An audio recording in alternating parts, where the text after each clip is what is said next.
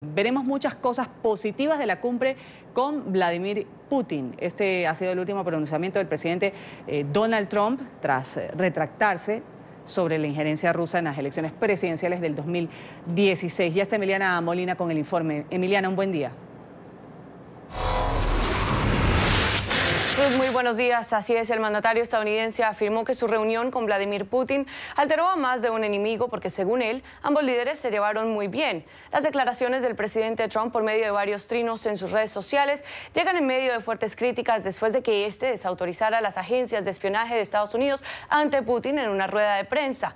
Trump puso en duda las conclusiones de los servicios de espionaje estadounidense que señalan que el Kremlin interfirió en los comicios presidenciales de 2016 en Estados Unidos para beneficiarse y perjudicar a Hillary Clinton. Mucha gente en los niveles más altos de inteligencia amó la presentación de mi conferencia de prensa en Helsinki. Putin y yo discutimos muchos temas importantes en nuestra reunión anterior.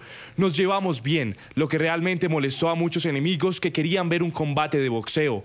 Vendrán grandes resultados. Rusia ha aceptado ayudar con Corea del Norte, donde las relaciones con nosotros son muy buenas y el proceso está avanzando. No hay prisa, las sanciones permanecen, grandes beneficios y un futuro emocionante para Corea del Norte al final del proceso. Algunas personas odian el hecho de que me llevara bien con el presidente Putin de Rusia. Preferirían ir a la guerra antes que ver esto. Se llama el síndrome de trastorno Trump. Pero Trump no solo recibió críticas de los medios de comunicación estadounidense que él tilda como noticias falsas.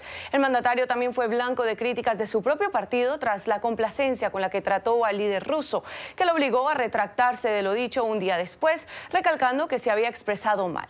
Desde Washington estamos en directo. Emiliana Molina, regreso al Centro Internacional de Noticias.